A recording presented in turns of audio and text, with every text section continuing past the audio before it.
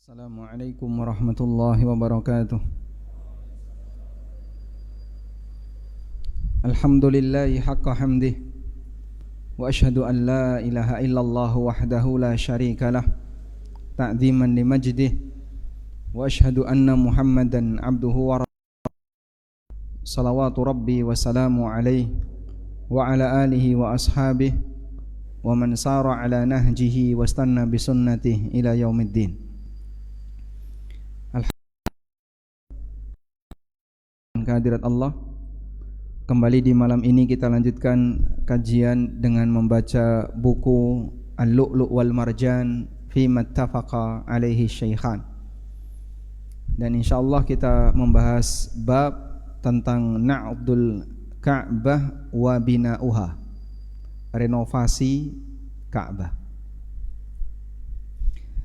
Jadi Ka'bah sebagaimana bangunan pada umumnya yang bisa mengalami kerusakan. Ka'bah bisa roboh, Ka'bah bisa hancur sebagaimana bangunan pada umumnya. Walaupun dia bangunan suci, bangunan yang menjadi titik kiblat, Allah Subhanahu wa taala memuliakannya.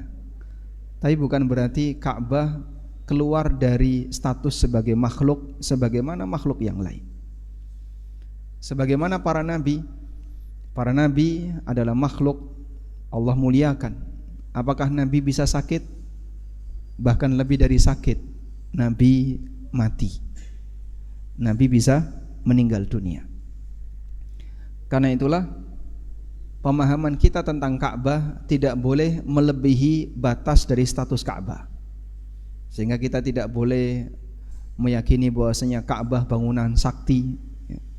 Kalau dibom mental misalnya, sehingga andaikan ada rudal Israel kemudian tepat ke arah Ka'bah, nggak bakalan mungkin bisa mengenai, dia akan mental dengan sendirinya. Nah, keyakinan semacam ini di luar nalar dan tidak sejalan dengan kondisi normal yang namanya bangunan. Dan dulu Ka'bah pernah dibom, tapi pakai manjanik, ketapel besar yang dilemparkan dengan menggunakan batu, ya. Batunya dilemparkan terus ke arah Ka'bah, Ka'bahnya akhirnya roboh. Nanti kita akan baca beberapa riwayat yang menceritakan tentang itu. Sekarang kita akan baca terlebih dahulu hadis nomor 841 yang disebutkan dalam kitab Al-Lu'lu' wal Marjan. Hadis Aisyah radhiyallahu anha. Beliau menceritakan, qala li Rasulullah sallallahu alaihi wasallam. Rasulullah sallallahu alaihi wasallam pernah bersabda, laula hadatsatu qaumiki bil kufri lanaqattul baita thumma labanaituhu ala asasi Ibrahim alaihi salam fa inna quraisyan istaqsarat bina'ahu wa ja'alat lahu khalfa. Kata Nabi sallallahu alaihi wasallam, andaikan kaummu bukan orang yang baru saja keluar dari kekufuran, andaikan kaummu bukan orang yang baru saja masuk Islam. Keluar dari kekufuran artinya apa? Masuk Islam. Kalau bukan karena kaummu ini orang-orang yang mu'allaf, yang baru saja masuk Islam, lanaqattul baita, aku akan bongkar Ka'bah, thumma labanaituhu, lalu aku akan bangun ulang ala asasi Ibrahim, sesuai dengan pondasi Ibrahim alaihissalam. Fa inna Quraisyan, karena orang Quraisy ikstaqsarat, mereka kekurangan dana, bina'ahu, ketika membangun Ka'bah, wa ja'alat lahu khalfa, dan menjadikan khalfan. Khalfan maksudnya di sini adalah baban min khalfihi yuqabilu hadzal bab al-muqaddam hatta yadkhulu minal muqaddam wa yakhruju minal ladzi khalfah. Maksudnya adalah satu pintu yang berada di posisi belakang. Padahal dulu Ka'bah itu punya dua pintu.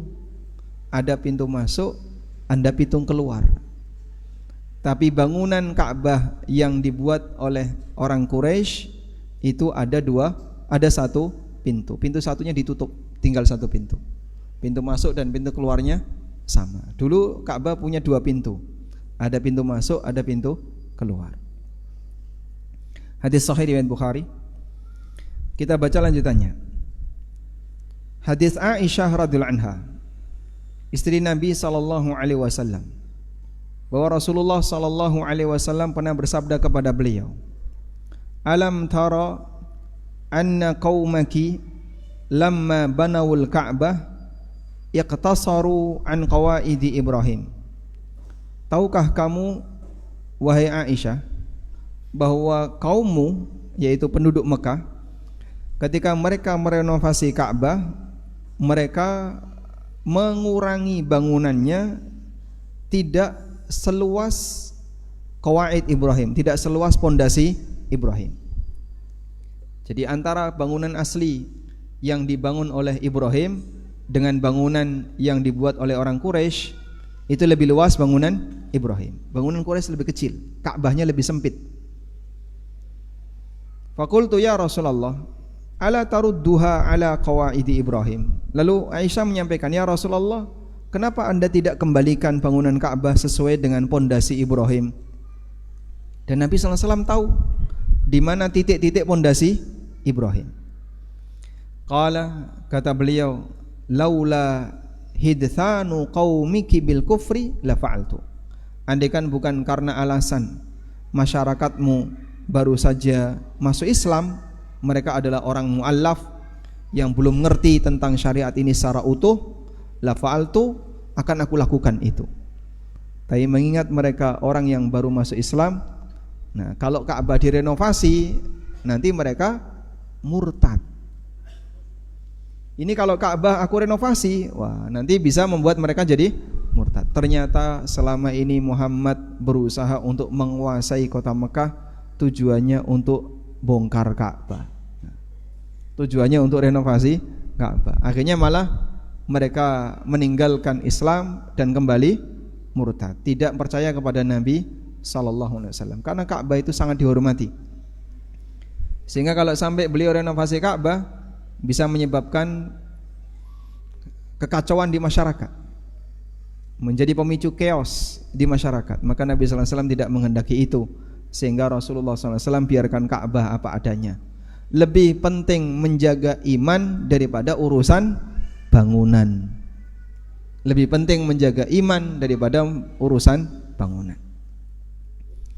Faqala Abdullah huwa ibnu Umar. Lalu Abdullah bin Umar mengatakan, la in kanat Aisyatu radhiyallahu anha sami'at hadza min Rasulillah sallallahu alaihi wasallam ma ura Rasulullah sallallahu alaihi wasallam taraka istislama ar-ruknain.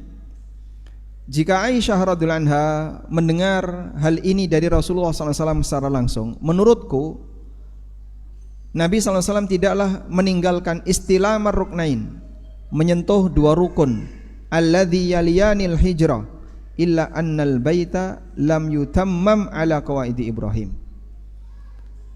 Nabi sallallahu alaihi wasallam tidak menyentuh dua rukun, dua sudut yang ada di Hijr. Alasannya adalah karena Ka'bah tidak dibangun sesuai dengan pondasi Ibrahim. Baik, walhamdulillah. Sekarang kita lanjutkan di hadis bawahnya lagi. Babun jidrul Ka'bah wa babuha. Bab tentang dinding Ka'bah dan pintu Ka'bah. Aisyah menceritakan, aku bertanya kepada Nabi SAW tentang al-jadri, tentang tembok Ka'bah. Aminal baiti huwa, tembok yang ada di Ka'bah itu, maksudnya adalah Hijr Ismail, itu apakah bagian dari Ka'bah? Qala, jawab Nabi SAW, na'am, iya. Qultu, lalu Aisyah bertanya, fama lahum lam yudkhiluhu fil bait, kenapa kok tidak disatukan dengan Ka'bah? Qala, jawab Nabi SAW, inna qaumaka qassarat bihimun nafaqah, sesungguhnya kaummu kekurangan dana. Qultu fama sya'nu babihi murtafi'a. Lalu aku bertanya lagi, terus kenapa kok pintunya di atas? Pintu Ka'bah di atas. Qala, kata Nabi sallallahu alaihi wasallam, fa'ala dzalika qaumuka liyudkhilu man sya'u wa yamna'u man sya'u. Pintunya ditaruh atas, itu adalah kerjaan masyarakatmu, penduduk Mekah, agar mereka bisa mengizinkan siapa saja yang boleh masuk dan melarang siapa saja yang enggak boleh masuk.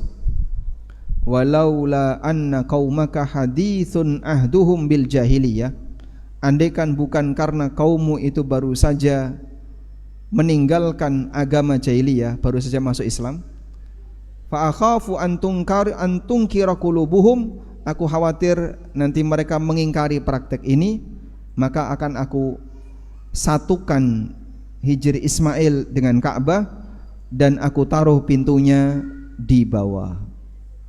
Ya, akan aku renovasi, Hijri Ismail disatukan dengan bangunan Ka'bah, pintu yang ada di atas ditaruh di bawah dan diberi dua pintu, pintu masuk dan pintu keluar.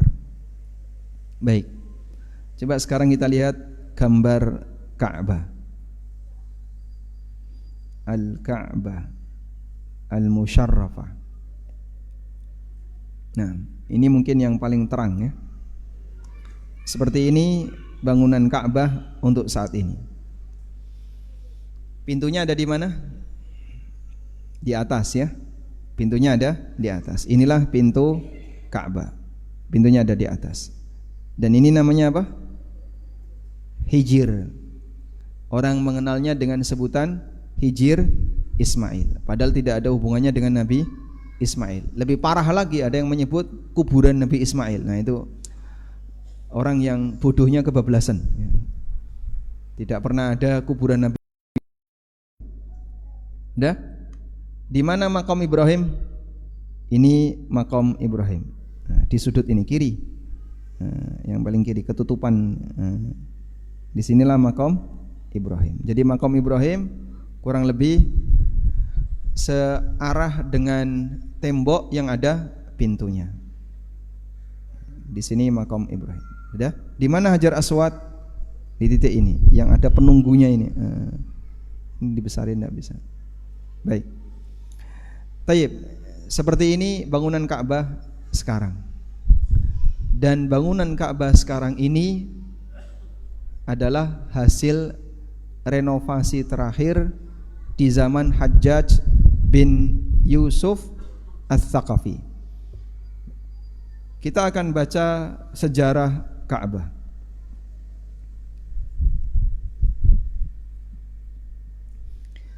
Beberapa catatan tentang bangunan Ka'bah.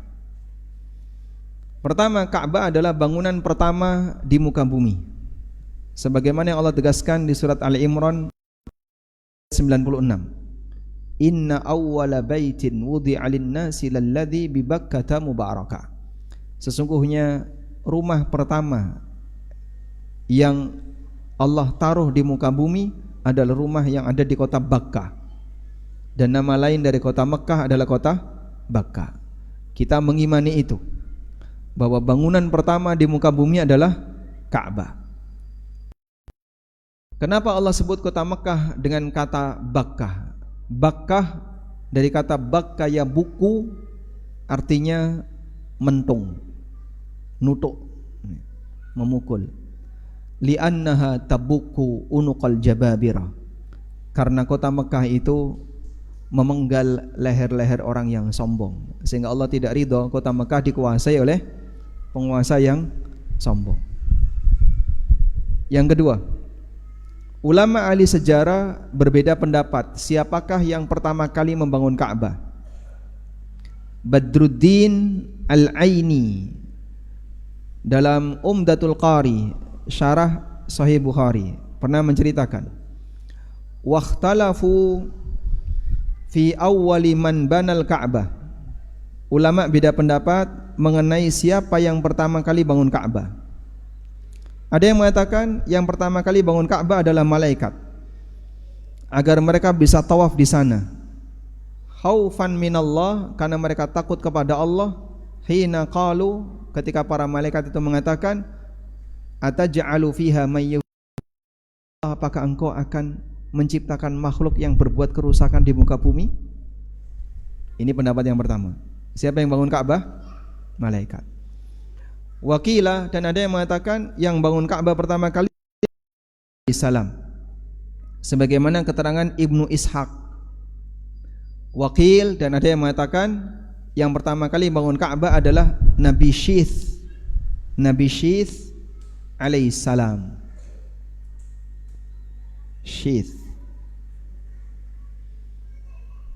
Siapakah Nabi Syith? Keturunan Adam alaihissalam. Seperti apa Pak? Wallahu a'lam. Keterangannya tidak begitu detail tentang keberadaan Nabi yang bernama Nabi Syith. Ini yang pertama kali bangun Ka'bah menurut riwayat yang ketiga. Sudah? Yang benar yang mana? Wallahu a'lam.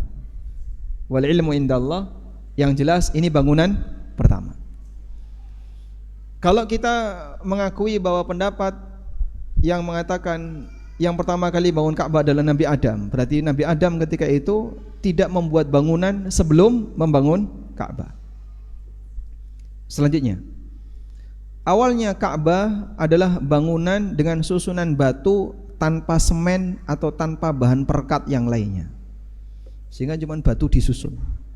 Ada batu-batu disusun. Tidak ada perekat, tidak ada semen. Tinggi Ka'bah awal mulanya 9 hasta, sekitar 4,5 meter. Ini berapa tingginya ini? Dari karpet sampai dak pertama ini berapa meter? Ada 3,5 ya? 3,5. Tambah 1 meter lagi, itulah tinggi Ka'bah. Imam Bukhari mengatakan, lam yakun ala ahdin Nabi sallallahu alaihi wasallam haulal baiti haitun. Kanu yusalluna haulal bait hatta kana Umar fabana haulahu haita. Qala Ubaidillah jadruhu qasirun fabanahu Ibnu Zubair. Di zaman Nabi sallallahu alaihi wasallam di sekitar Ka'bah itu tidak ada dinding. Dan mereka sholat di sekitar Ka'bah. Jadi cuman batu-batu yang ditumpuk. Sampai di zaman Umar, fabana haulahu ha'ita, kemudian beliau kasih dinding di sekitar Ka'bah. Ubaidillah mengatakan temboknya pendek, lalu ditinggikan oleh Ibnu Zubair. Demikian disebutkan dalam Sahih Bukhari.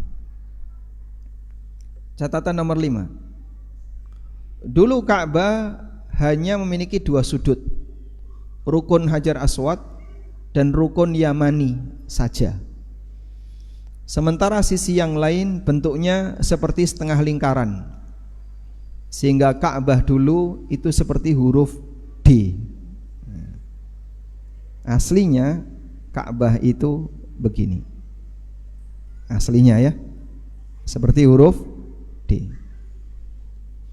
Ini rukun Yamani. Yang ini rukun Hajar Aswad. Aslinya seperti ini. Jadi Ka'bah itu awalnya tidak berbentuk kubus, tapi berbentuk seperti huruf D. Maka di sini tidak ada sudut. Di area ini tidak ada sudut Ka'bah. Inilah yang tadi disebutkan oleh Ibnu Umar radhiyallahu anhuma. Beliau mengatakan, ma ura Rasulullah sallallahu alaihi wasallam taraka istilamar ruknain alladzaini yaliyanil hijra. Menurutku, mengapa Rasulullah sallallahu alaihi wasallam tidak menyentuh 2 rukun yang ada di Hijr, illa ain annal baita lam yutammam ala qawaidi Ibrahim. Karena Ka'bah itu tidak dibangun sesuai dengan pondasinya Ibrahim. Karena di situ tidak ada ujungnya. Jadi tidak ada rukun. Rukun itu apa sih? Rukun pojok. Rukun itu sebenarnya tiang penyangga utama, itu namanya rukun. Sehingga pojoknya ada berapa? 2. Maka orang ketika tawaf, mereka hanya dianjurkan menyentuh 2 rukun. Rukun Yamani dan rukun Hajar Aswad. Sedangkan rukun-rukun yang ada di sini, yang menurut gambar tadi ada 4 ini ya, ini tidak perlu disentuh. Maka tidak perlu ada isyarat. Baik, kita lanjutkan. As-Suhaili mengatakan, annaha kanat tis'a adru'in min ahdi Ismail. Dulu tingginya adalah 9 hasta di zaman Ismail, yakni irtifa'aha, maksudnya adalah ketinggiannya. Walam yakun laha saqfun, dulunya Ka'bah tidak punya atap, jadi atasnya bolong, cuman tembok, atasnya bolong. Falamma banatha Quraisyun qablal Islam zadu fiha tis'a adru'in. Ketika dibangun ulang oleh orang Quraisy sebelum datang Islam, mereka tambahi 9 hasta lagi. Jadi lebih tinggi, totalnya jadi 18 hasta. Fakanat thamaniya asyrata dhira'an, sehingga tingginya jadi 18 hasta. Wa rafa'u babaha anil ardi, lalu pintunya dinaikkan. Fakana la yas'udu ilaiha illa fi durjin aw sullam, sehingga orang tidak bisa masuk melalui pintu Ka'bah kecuali dengan menggunakan tangga. Wa awwalu man amila laha ghalaqan tabu' lamma banaha Ibrahim thumma lamma banaha Ibnu Zubair zada fiha tis'a adru'in fakanat 27 dhira'an wa ala hadha hiya ilal an. Kemudian dikan ulang oleh Abdullah bin Zubair, ditambahi 9 hasta lagi, totalnya jadi 27 hasta. Jadi 18 tambahi 9, 27 hasta. Hasta itu berapa, Pak? Jarak antara lengan siku sampai ujung jari tengah, ya, kurang lebih 40 cm. Ini 1 hasta. Kalau ini 1 ba' depa, kalau ini dhira'. Dan ketinggian 27 hasta. Nah, jadi tingginya sekarang jadi berapa? Tinggi jadi 27 hasta. Ini berasal dari mana? Ibnu Zubair, Abdullah bin Zubair. Sampai sekarang bertahan sekian.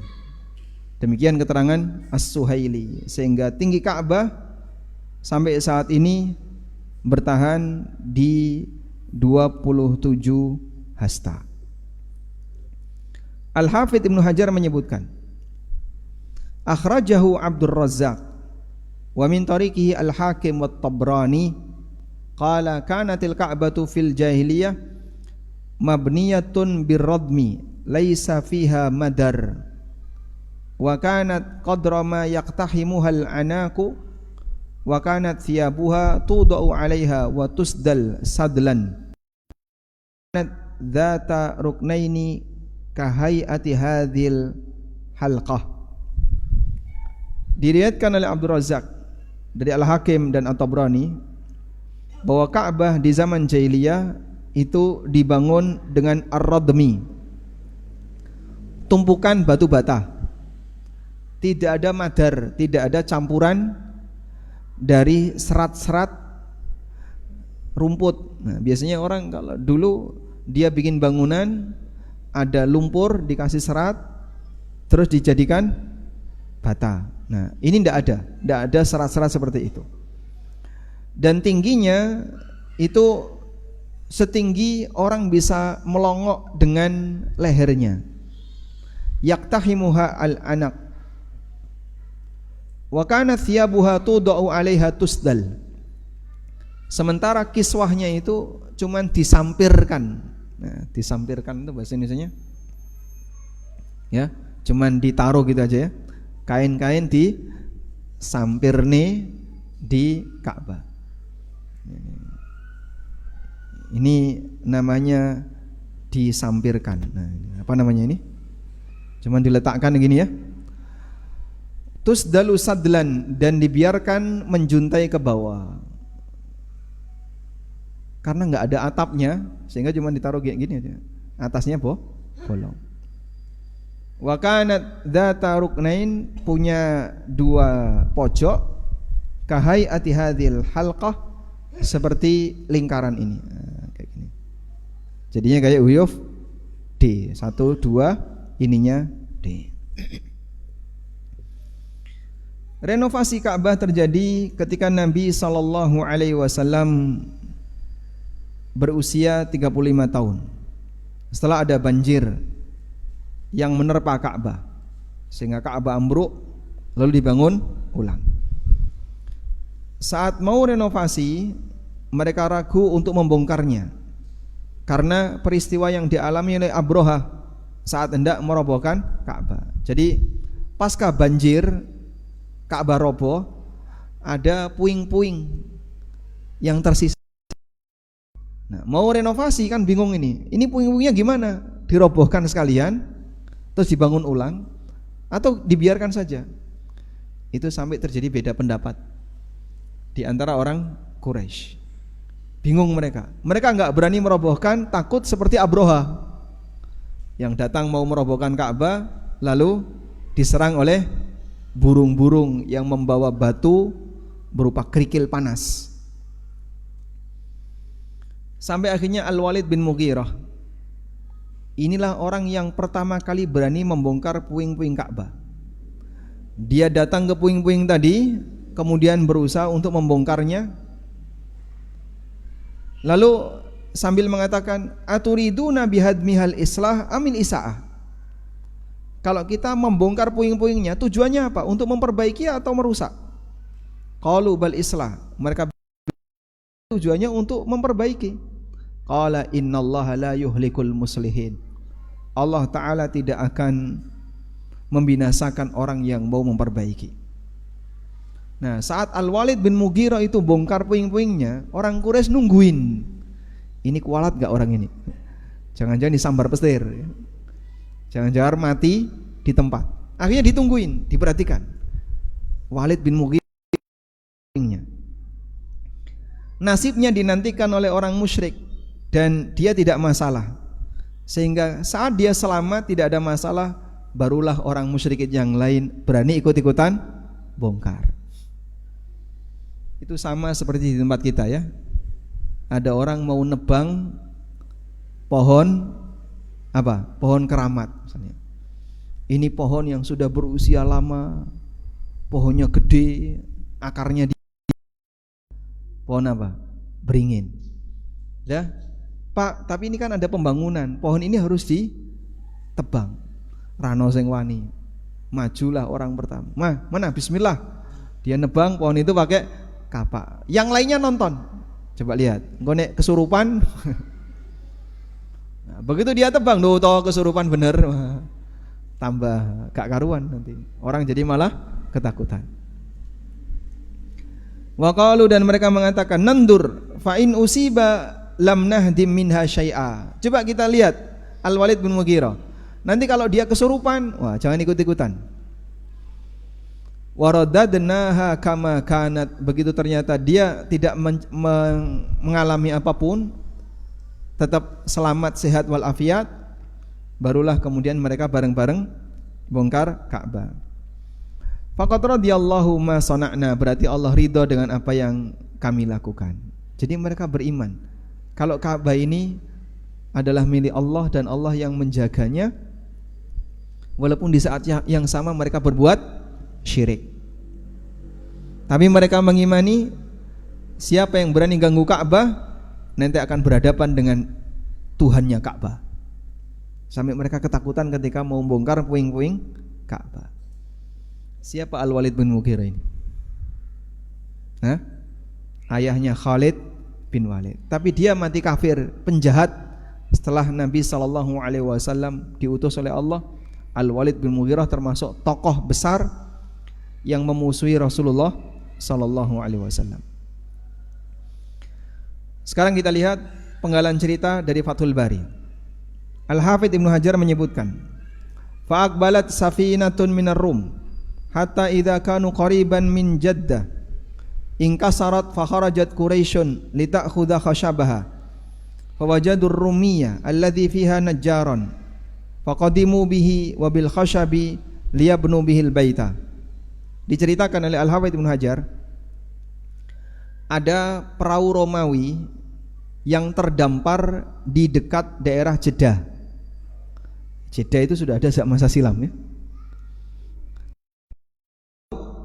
Di mana? Pantai Jeddah. Ingkasarat, perahunya pecah. Fakharajat Quraisyun, akhirnya orang-orang Quraisy yang mendengar berita itu, mereka pun buru-buru menuju ke Jeddah. Kurang lebih hanya 80 kilo.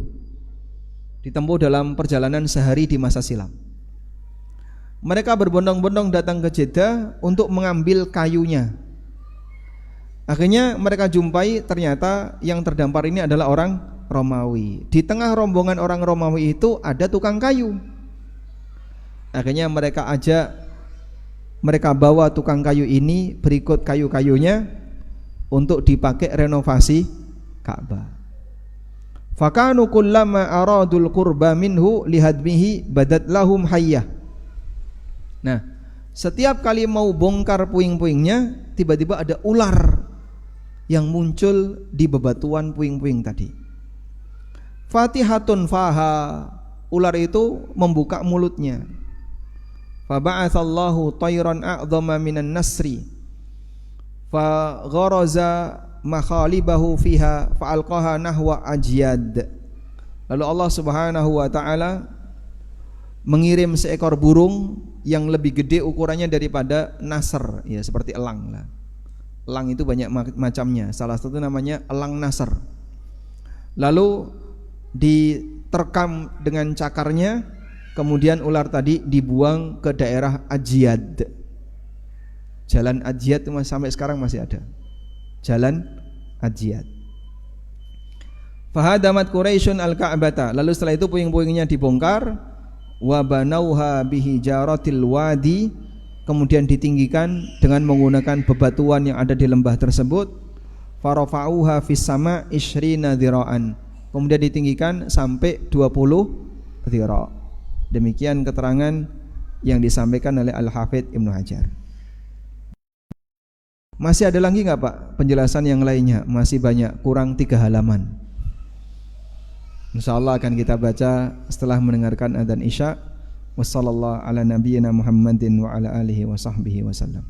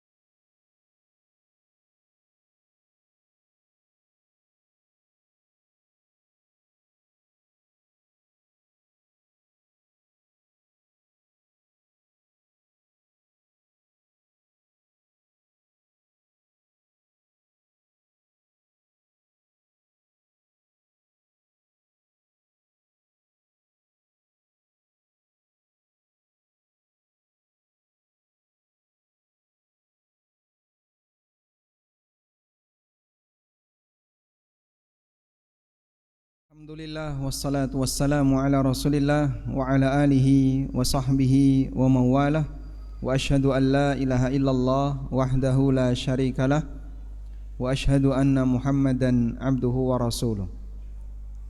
Kita lanjutkan keterangan berikutnya tentang Ka'bah. Orang Quraisy setelah Ka'bah roboh tadi, kemudian puing-puingnya dirobohkan, lalu mereka mau renovasi dengan membangun ulang dari awal. Mereka mengganti bata Ka'bah dengan bata yang baru, kecuali Hajar Aswad. Lalu mereka iuran untuk renovasi ini, dan ada satu aturan, yang boleh ikut nyumbang hanya dengan dana yang halal. Masya Allah. Jadi kalau mau nyumbang harus dari dana yang halal. Di antara pemuka mereka namanya Abu Wahab Al-Mahzumi, ketika mengumpulkan dana untuk renovasi, dia berpesan, "Ya ma'syara Quraisy, ya wong Quraisy, la tudkhilu fi bina'iha min kasbikum illa thayyiba." Libatkan dana untuk pembangunan Ka'bah kecuali yang halal. Jangan libatkan uang hasil pelacuran, jual beli riba, atau hasil kedzaliman kepada siapapun. Akibat mereka membatasi iuran dari dana yang halal, maka dana untuk pembangunan Ka'bah menjadi kurang. Lalu bagian yang kurang itu diberi tanda bangunan setengah lingkaran yang tidak ditinggikan, yang disebut dengan hijir. Jadi kenapa tidak ditinggikan? Dananya kurang. Pembangunan yang dananya kurang, akhirnya sudahlah kita kasih tanda saja. Ini bagian dari Ka'bah, tapi tidak bisa disempurnakan karena dananya kurang. Setelah kota Mekah ditaklukkan, Nabi SAW pernah menyampaikan kepada Aisyah radhiyallahu anha, "Laula hadatsatu qaumiki bil kufri," andaikan bukan karena masyarakatmu adalah mu'allaf yang baru masuk Islam, lanaqattul baita, Ka'bah ini mau tak bongkar.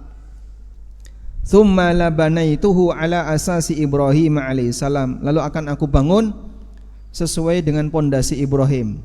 Fa inna Quraisyan istaqsarat bina'ahu, karena orang Quraisy kurang dalam membangun ulang Ka'bah. Ada bagian yang kurang.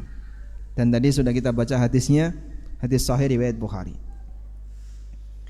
Selanjutnya, dalam kisah renovasi Ka'bah yang dilakukan oleh orang Quraisy, Nabi Muhammad SAW yang waktu itu usianya 35 tahun ikut membantu renovasi bersama pamannya itu Abbas bin Abdul Muttalib. Jabir menceritakan, lamma buniyatil Ka'bah, ketika Ka'bah dibangun ulang, Nabi SAW bersama Abbas ikut yang kulanil hijarah. Mereka ikut yang kulanil hijarah, memindahkan batu. Maksudnya ikut memindahkan batu gimana? Mana tadi?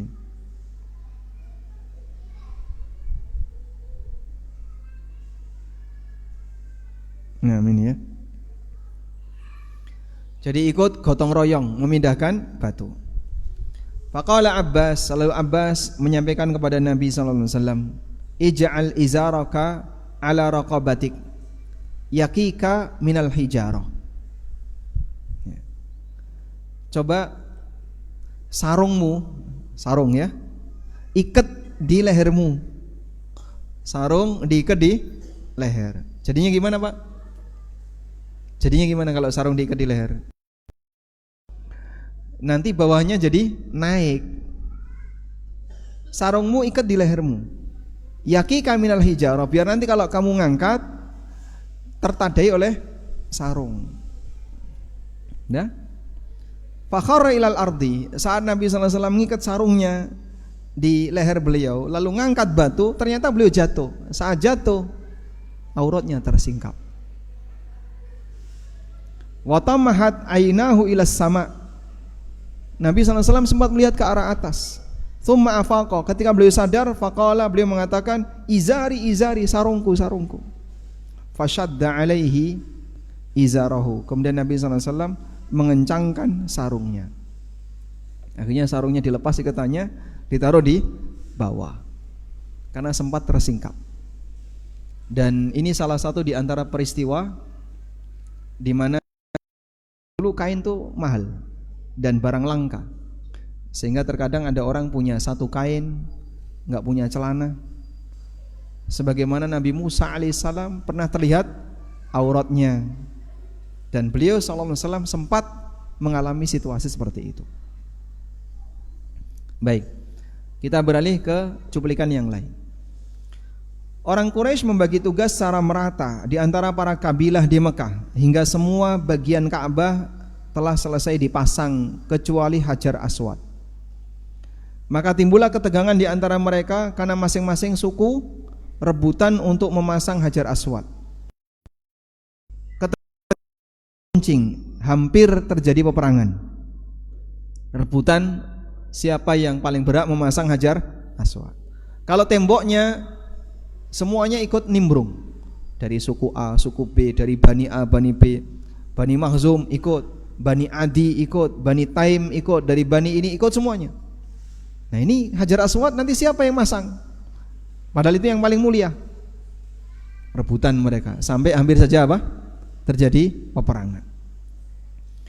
Dikisahkan ada di antara mereka bersama-sama bersumpah untuk mati demi memperebutkan kesempatan meletakkan Hajar Aswad. Mereka mencelupkan tangannya ke dalam tempayan berisi darah, dan ketegangan itu berlangsung selama 4-5 hari. Ada yang minyak wangi ditaruh di tempayan, kemudian tangannya ditaruh di minyak wangi. Semuanya sekompak, kita akan bersumpah untuk memperjuangkan bagaimana caranya bisa meletakkan Hajar Aswad di Ka'bah. Ada yang darah ditaruh di situ. Kita bersumpah untuk meletakkan Hajar Aswad di Ka'bah. Kehormatan lebih mulia daripada nyawa, sehingga enggak boleh ketinggalan kesempatan. Kehormatan untuk bisa memasang Hajar Aswad di Ka'bah lebih mulia daripada nyawa. Salah satu tokoh Abu Umayyah Ibnul Mughirah sebagai orang tertua di kalangan mereka mengusulkan, ya ma'syara Quraisy, begini saja wahai orang Quraisy, ij'alu bainakum fi makhtalifuna fihi awwalu man yadkhulu min babi hadzal masjid yaqdi bainakum. Gini aja, daripada kita ribut, dah kita tunjuk satu orang sebagai hakim. Terus cara menunjuknya gimana? Siapapun yang masuk pertama kali dari pintu ini, maka dia hakimnya. Tiba-tiba Nabi Muhammad SAW tiba-tiba muncul. Pada posisi beliau belum jadi Nabi. Fakana awwalu dakhilin Rasulullah SAW. Ternyata yang pertama kali masuk adalah Rasulullah SAW. Begitu mereka melihat, wow, hadzal amin radina. Oh ternyata si Amin. Dah kami setuju. Hadza Muhammad, ini adalah Muhammad. Falamman taha baruhul khabar. Sampai kemudian Nabi Muhammad SAW mendekat ke mereka. Nah mereka cerita, kami tadi sepakat untuk seperti ini, sekarang kamu yang jadi penentu. Nabi SAW dengan bijak meletakkan Hajar Aswad di atas kain lebar, lalu meminta setiap kepala suku untuk mengangkat bersama-sama ke dekat dinding Ka'bah. Kemudian beliau meletakkan batu itu dengan tangannya, dan ini terjadi sebelum beliau jadi Nabi. Selesailah ketegangan itu dan mereka pulang dalam keadaan saling ridho. Di saat itulah nama beliau semakin terkenal. Sallallahu alaihi wasallam menyelesaikan ketegangan sosial satu negara, kok satu negara ya, satu wilayah besar dengan kebijaksanaan yang beliau miliki. Selanjutnya, Nabi SAW pernah punya rencana merenovasi Ka'bah setelah Mekah ditaklukkan. Namun rencana itu diurungkan menimbang stabilitas iman masyarakat. Sehingga daripada nanti mereka murtad, mending dibiarkan. Nah tadi sudah kita sebutkan ya, Di sini Rasulullah SAW mengatakan, bukan karena kaummu baru saja masuk Islam, aku ingin Ka'bah ini dibongkar. Fa adkhaltu fihi ma ukhrija minhu. Lalu aku masukkan bagian yang dulu mereka keluarkan.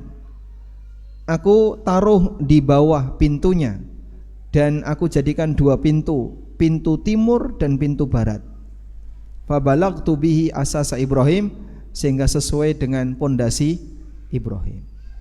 Karena Ka'bah dijadikan satu pintu, padahal dulu aslinya dua pintu, pintu timur dan barat. Baik, kalau ini pintu mana? Timur atau barat? Ini pintu timur atau barat?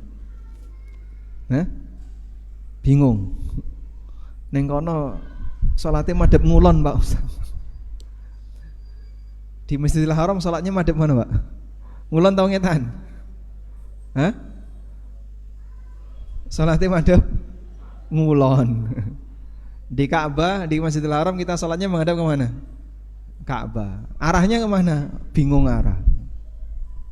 Tawaf melingkar itu bingung arah orang. Ini pintu mana ini? Timur. Karena sebelah kirinya Hajar Aswad dan Rukun Yamani ini selatan.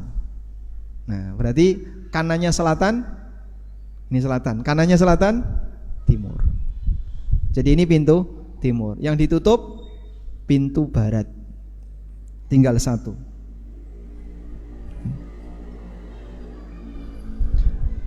Di zaman Abdullah bin Zubair, ketika beliau menjadi khalifah daerah Mekah, beliau mewujudkan cita-cita Nabi sallallahu alaihi wasallam. Beliau merenovasi Ka'bah dengan panduan yang diberikan oleh Aisyah radhiyallahu anha. Fadzalika alladzi hamala Ibnu Zubair radhiyallahu anhuma ala hadmihi. Inilah yang membuat Abdullah bin Zubair merenovasi Ka'bah. Ibnu Zubair ketika merenovasi Ka'bah, beliau masukkan hijir bagian dari Ka'bah. Dan aku lihat pondasi Ibrahim, sebuah batu seperti punuh onta. Qala Jarir, kata Jarir, faqultu lahu, maka aku tanya kepada orang itu, di mana tempatnya? Qala, perawi itu mengatakan, urikahul an, coba saya tunjukkan ke sini. Maka aku pun masuk ke area hijir tadi, wa asyara ila makanin, dan aku tunjukkan satu titik. Faqala ha huna, di sini titiknya. Qala Jarir, kata Jarir, faharaztu minal hijri sittata adru'in au nahwaha. Aku tarik dari dinding Ka'bah. Aku tarik dari dinding Ka'bah, dinding ini ya, yang ada hijirnya.